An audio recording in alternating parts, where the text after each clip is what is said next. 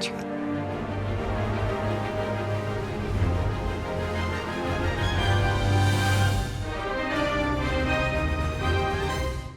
Welcome back, everyone. You did not see that coming. This is going to be my new WandaVision Quicksilver video. A lot of you have been asking what's going on with this big WTF twist. Thankfully, the head writer from the show and the producers have explained why they did it this way. So I'll explain what's going on because this is huge that they did something like this. If you're new to the channel, be sure to subscribe to get all the episodes. I'm doing videos for all the WandaVision episodes, and right after the finale, I'll start doing Falcon and Winter Soldier episodes as well. Obviously, careful for spoilers if you haven't seen the episode yet, but I'm assuming that most of you, if you're watching this video, you've already seen it. But during WandaVision Episode 5, Evan Peters' Quicksilver shows up from the Fox X-Men movies, but seemingly Evan Peters is playing MCU Quicksilver, and the show presented it as if Scarlet Witch had recast the role of her brother Pietro, formerly played by Aaron Taylor Johnson. And of course, it blew everyone's minds. We all expected some Quicksilver Easter eggs on the show, but this is like Kevin Feige saying, "Hold my beer, I'll do you one better." Things that Kevin has done with Marvel that's was so brilliant. And because Evan Peters' Quicksilver is also a major character during episode 6, and we just got an early preview of that, there are all kinds of theories about what his presence on the show means. Because there's so many different things happening in this scene right here. Not only do you have a big X-Men movies Marvel MCU crossover, but because of the way her powers work and the fact that she's an unreliable narrator because her mental state is deteriorating before she just completely loses it, House of M style, it's really hard to take this at face value, so it seems like there's something darker also going on at the same time. Like, is this just a fake out and he'll wind up being a totally different character? What was their reason for doing this other than just blowing up the internet? So a couple days after episode 5 was released, the showrunner and the head writer who actually wrote these scenes explained what was going on and why they did it this way. She gave a lot of good quotes, so I'll just explain this as we go along and talk about the Easter eggs and how this all weaves into the larger narrative. But the head writer explained that they always wanted to bring back Quicksilver from the very start of the show when they were first conceiving of what it was going to be, because the series is all about telling the story of Scarlet Witch's trauma and how she deals with that. The trauma of Vision dying during Avengers Infinity War, her brother, her twin brother dying, remember? Because they carefully crafted that one scene, "I'm a twin, I had a brother." Like, I haven't talked about him in a couple big movies. And just the general trauma that she experienced in her upbringing in Sokovia and then at the hands of Baron von Strucker when her powers were unlocked by the Mind Stone. Some of these things are still unfolding on the show, like we've seen trailer footage from future episodes that we haven't actually seen appear during the episodes yet. The twins, Billy and Tommy, Wiccan and Speed, the weird things they're doing with the sitcom tropes and the House of M aspects of the story, her gradual descent to full-blown mental breakdown, losing her shit completely, all those things are in service of doing a deep dive on Wanda, the truth of Scarlet Witch's character, in a way that the Marvel movies have never done before. So regardless of which Quicksilver we were going to get, he was going to come back so that they could devote part of the story of WandaVision to her dealing with what happened to her brother dying in Avengers Age of Ultron. Like, oh yeah, it is weird that we haven't addressed this in a big way before. There was a scene where Billy and Tommy asked her about having a brother, and she told them he's very far away and sometimes that makes me sad. Notice how she didn't say that he had died or he's dead and that makes me sad. She told them he's very far away. Because in this moment, up to this point so far, she hasn't had the opportunity to completely process her Quicksilver feelings about losing him. And because she's also controlling the House of M reality, she's not totally in control of her own mind. Like we talk about her mental state deteriorating, I'm fine, and all those Modern Family looking scenes.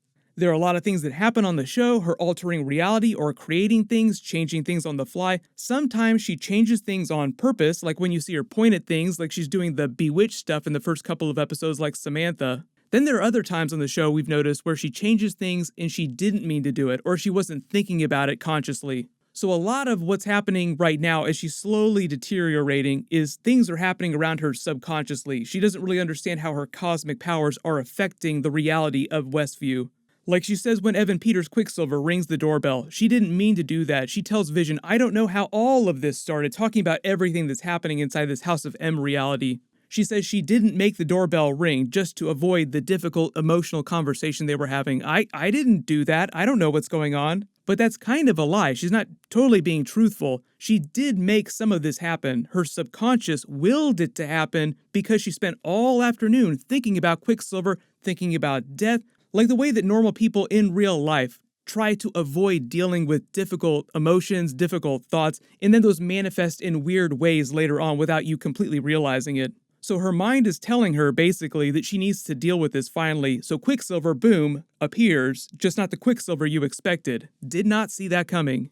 I'm just going to read the quote that the head writer gave when they were talking about this big WTF twist. She says, "The show is such a mind scramble, and because it's working on so many levels and there are so many notions of what's real and what's not in performance and casting and audience and fandom, we just thought it would be the biggest thrill to bring Evan Peters over to the Marvel Cinematic Universe." Obviously taking advantage of the fact that they have control of the Fox characters and legally they can do that now. Then she says, "We thought, how do we give him this entrance and then enjoy that and then make it crazy? And we'd long had the idea of the trope of the brother or the relative or whoever comes to town and stirs things up with the family, that sitcom trope." So she's talking about Quicksilver coming to the show to start some shit between Scarlet Witch and Vision, which I think explains some of the stuff we've seen in the trailers for episode 6. Like he's showing up to purposefully be a dick because that's a bit of a sitcom trope. And that's why the way he performs some of these scenes that he has here seems different from his Fox X-Men Quicksilver character, and he also doesn't seem like he's acting like the Aaron Taylor Johnson MCU Quicksilver. When that happened, a lot of people were just theorizing that maybe he was pretending to be someone else, but the way the writers are explaining it, no, this is supposed to be Quicksilver, and it's supposed to feel very wrong. Something is supposed to feel not right about this. They said that Evan Peters was a huge comic book fan and he was always up for the idea the minute they pitched him on it, so he was never fighting them on getting paid more money or anything like that. He was always like, hell yes, I will show up as Quicksilver. They said that the only notes that Kevin Feige had about doing this is that there had to be a reason for it and it had to make sense. They couldn't just do it just to do it as a twist. But part of the early idea for this was to do the sitcom trope of the recasting. Like they recast a character on a sitcom, but then never address it. None of the other characters make reference to the fact that suddenly the character that they've known this whole time looks completely different and maybe acts a little bit different too. And they wanted to do the most WTF version of that possible. Like, how can we make this as crazy as possible? Well, we'll do a big Fox Universe X-Men crossover with the MCU. And like Kevin Feige said, it had to make sense. The reason why it makes sense is because Scarlet Witch isn't in her right mind and has crazy cosmic level powers of creation, reality warping, like she does in the comics. So a lot of what we're seeing play out from her perspective is her imagination just being manifested, sometimes not completely on purpose. And obviously them recasting Quicksilver is kind of funny. TV and movies have done this since the dawn of time, recasting actors. There are two really big Marvel examples in the last 10 years. Just a couple small indie movies nobody really saw. Maybe you didn't see them. Mark Ruffalo, Don Cheadle in Avengers and Iron Man 2. Kevin Feige and Marvel recast both the Hulk and War Machine, and even though a lot of fans at the time thought it was a bit strange in the moment, like the first time we saw the movies, since then, nobody's really paid it that much mind. Like, oh yeah, there was a different version of War Machine in that first Iron Man film. There was that Edward Norton Incredible Hulk movie. Fun fact too, way back in the day, Mark Ruffalo was originally considered for the role of the Hulk before they cast Edward Norton in the first movie, but because Edward Norton at the time was just a much bigger star, they went with him. So when it came time to recast the Hulk, they just went back to Mark Ruffalo because he was already really close to the top of their list. The War Machine recasting was a little bit different for Rhodey. It was mostly because Terrence Howard just got into a pay dispute with Marvel, wanting to be paid the same amount of money as Robert Downey Jr. for all the Iron Man sequels, and Marvel was like, nope, not gonna do that. So like the writers say, there's like 4 or 5 different things that are happening in this scene. It's so meta. It's a bit of a commentary about what they've done in the MCU so far. It's more real-life crossover, blending the Fox Marvel universe with the MCU, which we're going to continue to see in the future when people like Deadpool, Ryan Reynolds, come back from the Fox movies in new MCU movies.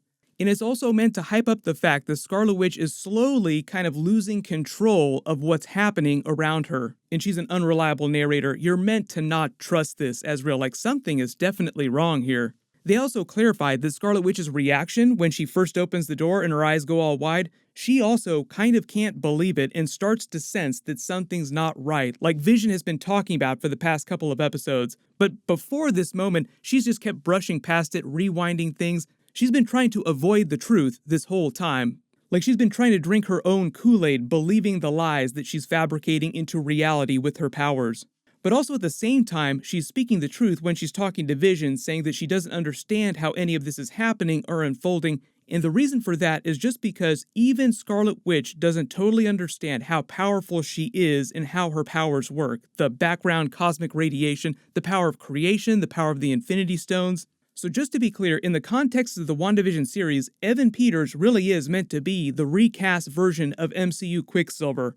But a lot of the way he looks and acts is the result of Scarlet Witch's reality warping powers in the role that she sort of casts for him, the role that she forces him into with her abilities.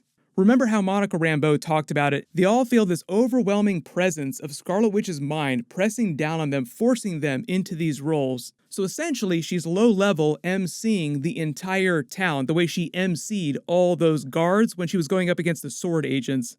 And as we've seen from the townspeople, the only time that they are able to break out of her control, is when something distracts her, some real WTF moment that shakes her out of it for a second too.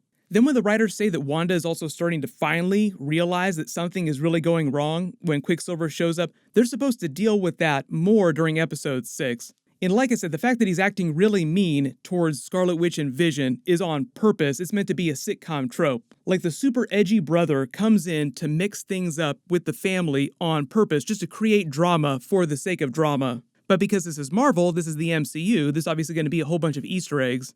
And they're all supposed to be wearing Halloween costume versions of their classic comic book costumes. I'm expecting a bunch of Easter eggs for classic Quicksilver, and a lot of people have pointed out that he was kind of a dick in the comics. But according to the writers, that's what's really going on with this Evan Peters Quicksilver twist. It's not them trying to do some crazy Mephisto thing or even something bigger, so I would just tune your theories accordingly. But obviously, I'll be posting my full episode 6 video on Friday just like normal, so make sure you have alerts enabled for my channel so you don't miss that. But now that the writers have explained what's really going on with his character, everyone post all your new theories in the comments below. Congratulations, Austin Lawrence, you're the giveaway winner from my last big Marvel video. Please email me on the About page of my channel so I can get your contact details. You can click here for the 2 new Falcon and Winter Soldier trailer videos from the Super Bowl this past weekend. There are 2 different ones, and you can click here for that WandaVision Episode 6 trailer video. Thank you so much for watching, everyone stay safe, and I'll see you guys in the next video.